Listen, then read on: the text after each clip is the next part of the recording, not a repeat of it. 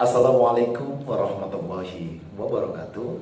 Pemirsa dan pendengar yang dirahmati oleh Allah, lama kita tak sua bersama. Alhamdulillah, dalam waktu kemarin ada beberapa kegiatan diklat bersama teman-teman tim Dinas Sosial Provinsi Jawa Timur.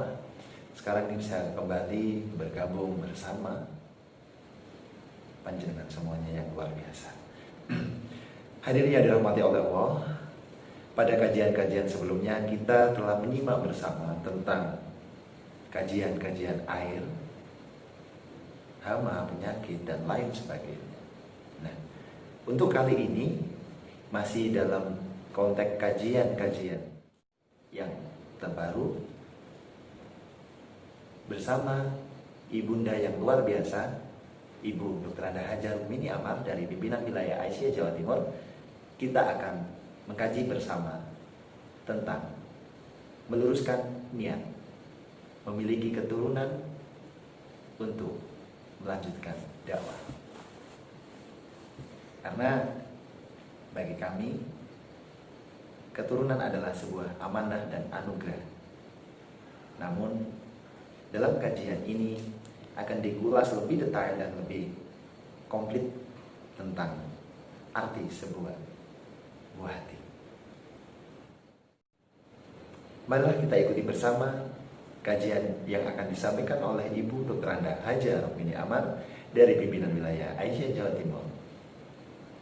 Selamat menyaksikan. Assalamualaikum warahmatullahi wabarakatuh.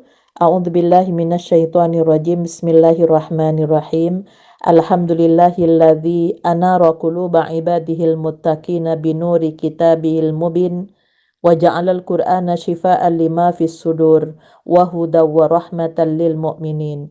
Wassalatu wassalamu ala asrafil anbiya'i wal mursalin wa ala alihi wa sahbihi ajmain, amma ba'du.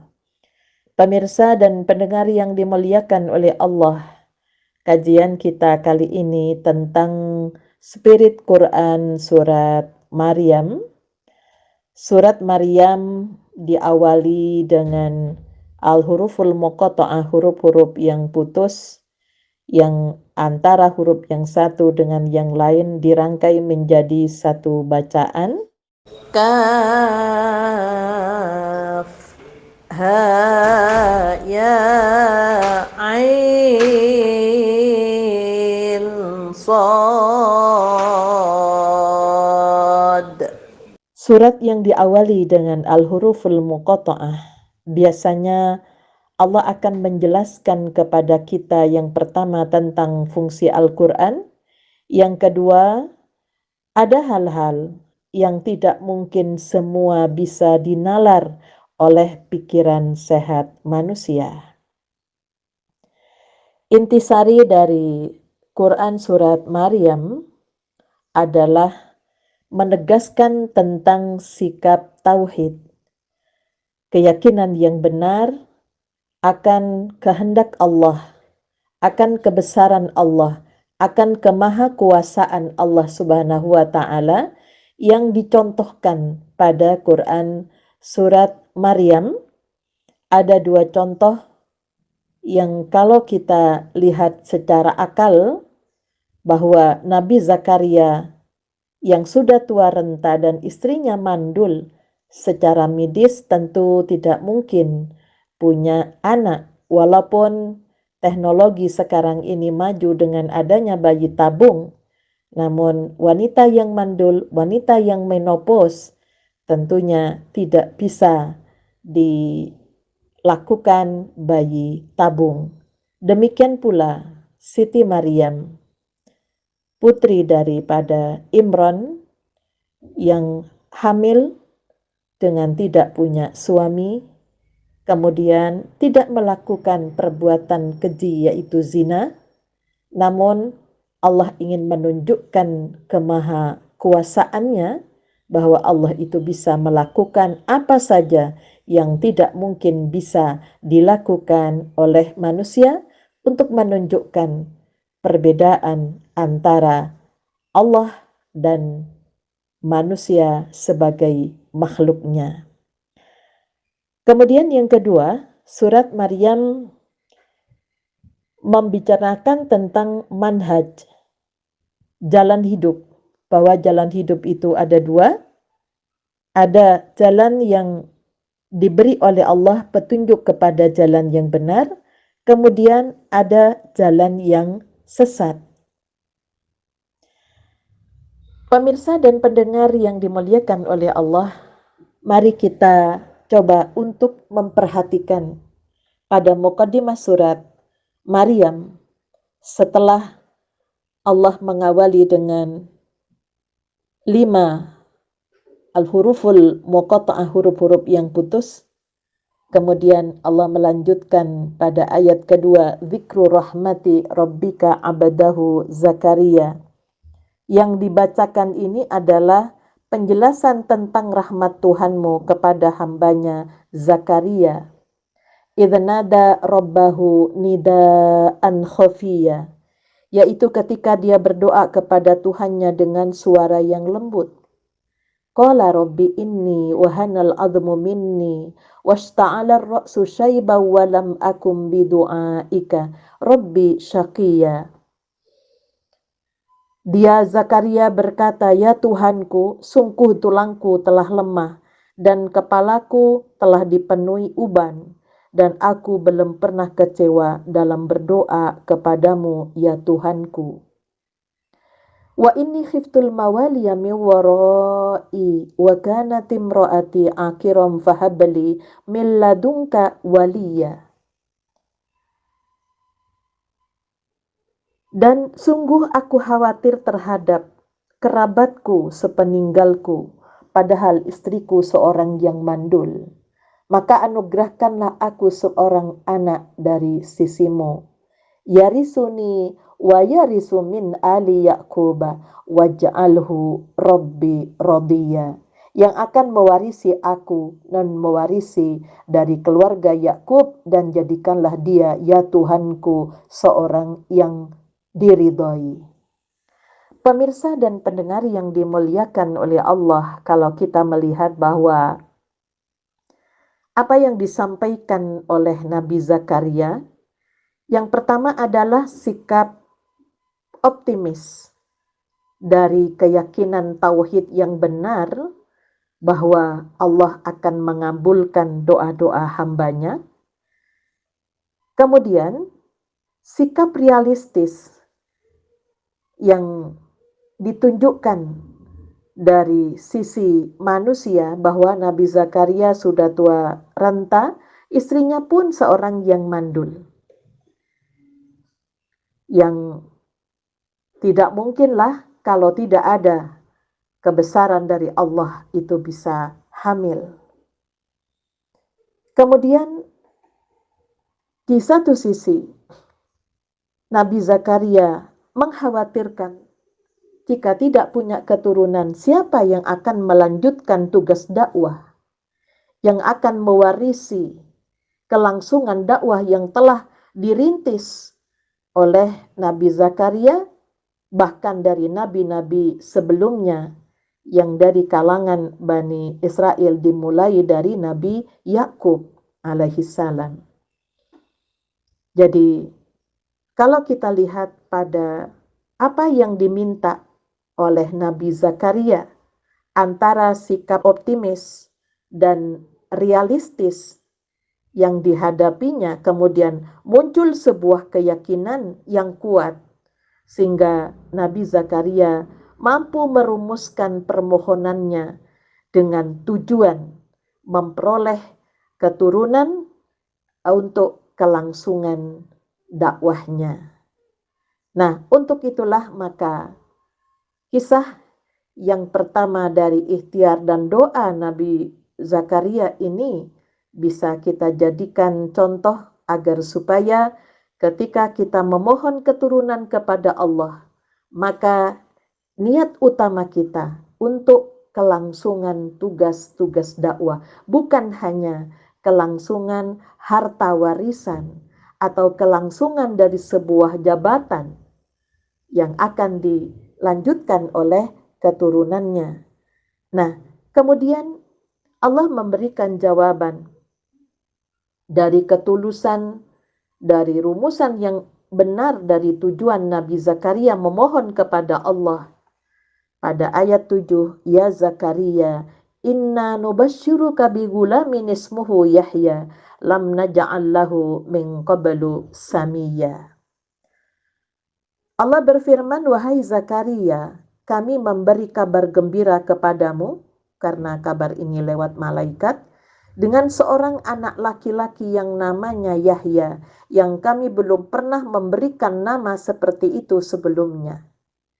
Jadi manusia lahir itu yang memberikan nama adalah orang tuanya, namun Nabi Yahya itu langsung nama itu diberikan yang semuanya datang dari Allah Subhanahu wa ta'ala.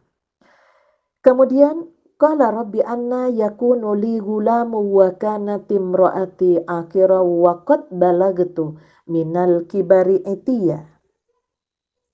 Nabi Zakaria menjawab, ya Tuhanku, bagaimana aku akan mempunyai anak, padahal istriku seorang yang mandul, dan aku sendiri sesungguhnya sudah mencapai usia yang sangat tua.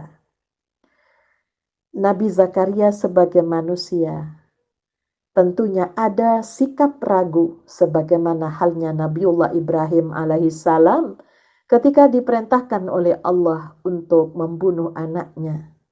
Hal ini terulang pada Nabi Zakaria alaihissalam. Bagaimana mungkin Allah itu memberikan keturunan padahal istrinya itu mandul? Jadi sikap ragu ya tentunya muncul.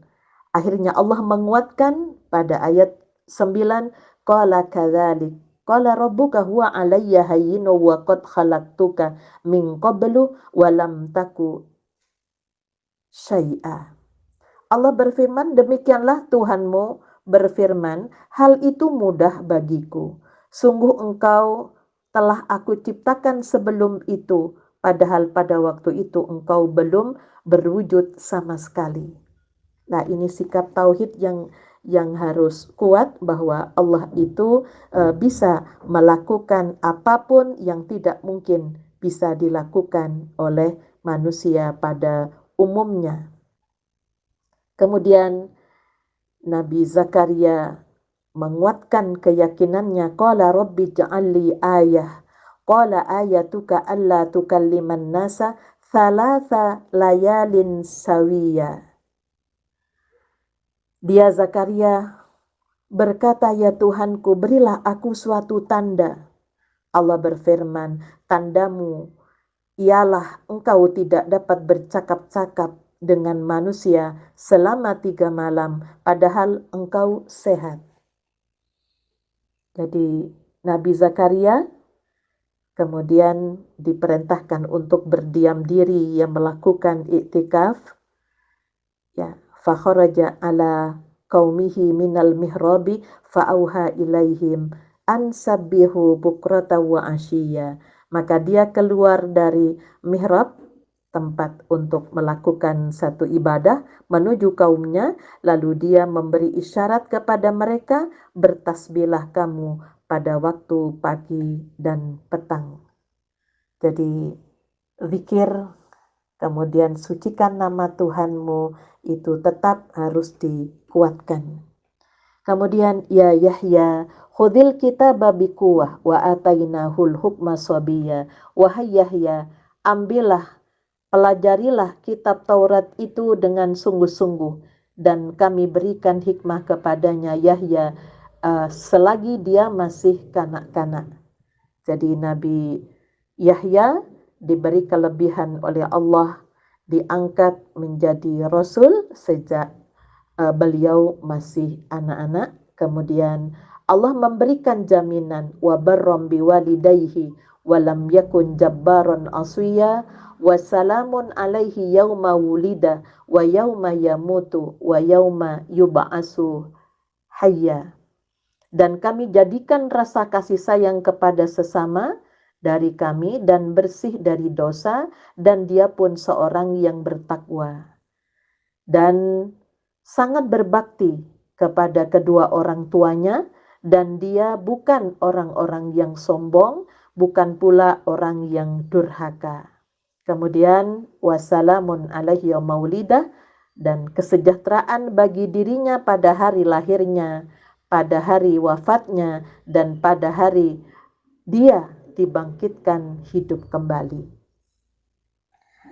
Pada ayat ini menunjukkan bahwa Allah memberikan jaminan. Jadi kalau kita membaca surat Maryam, ya ketika ibu lagi hamil, ya itu mohon kepada Allah agar supaya anak yang dilahirkan itu memiliki rasa kasih sayang kepada sesama, jadi kemanusiaannya muncul, dan kemudian bersih dari dosa, kemudian menjadi anak yang bertakwa, dan juga berbakti kepada kedua orang tuanya, dan tidak sombong kepada Tuhannya, dan tidak melanggar aturan-aturan Tuhannya.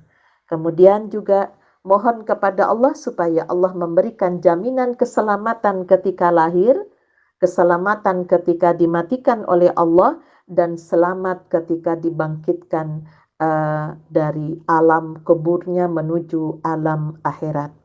Nah, pelajaran yang dapat kita ambil dari Quran surat Maryam bahwa kita perlu memberikan rumusan, ya, tujuan kepada Allah ketika kita berdoa, bahwa kita mohon kepada Allah kehadiran anak-anak yang akan melangsungkan tugas dakwah.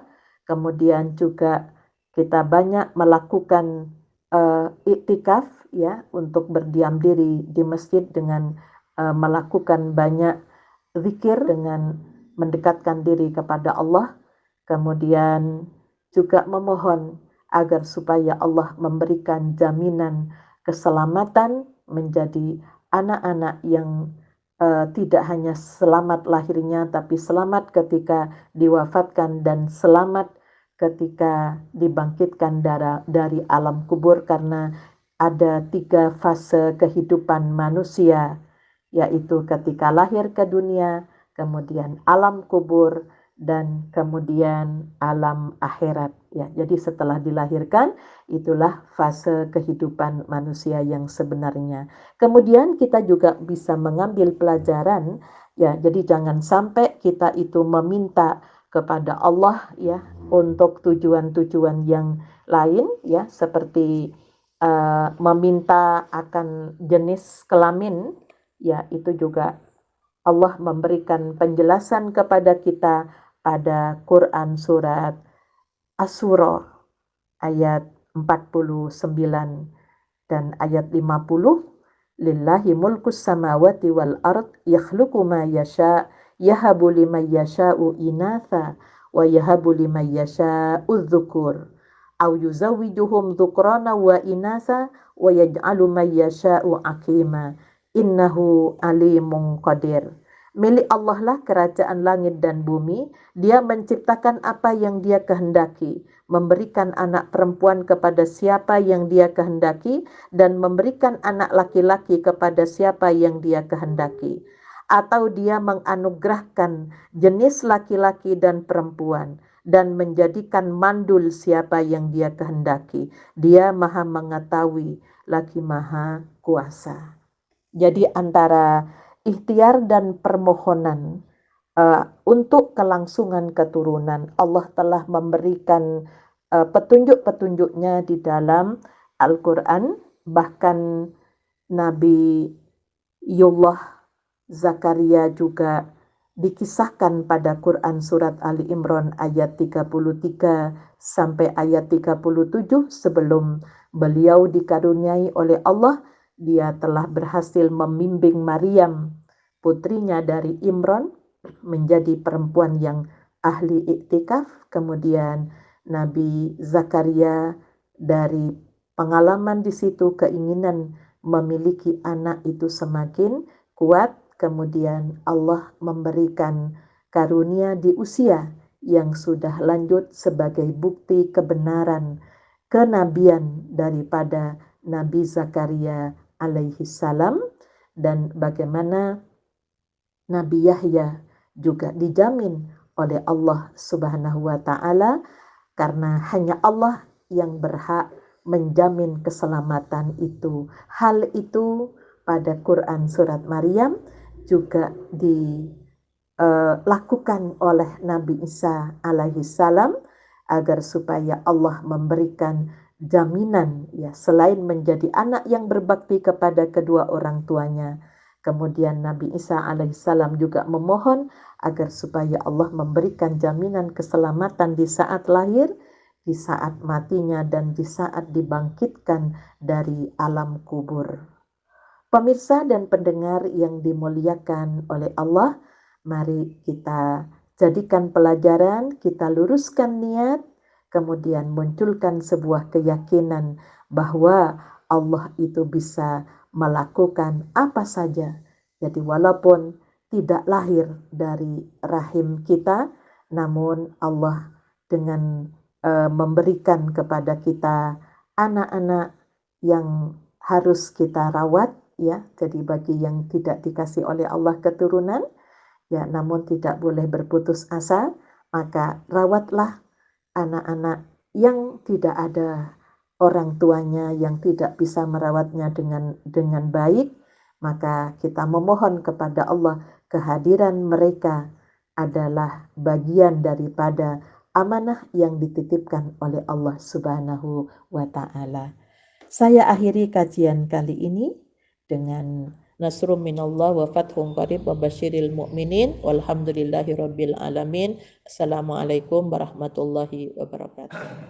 Hadirin yang dirahmati oleh Allah, berikut tadi adalah kajian tentang seputar makna dan konseptual dari keturunan yang telah disampaikan oleh Ibunda Dr. Anda Hajar Rukmini Amar dari pimpinan wilayah Aisyah Jawa Timur.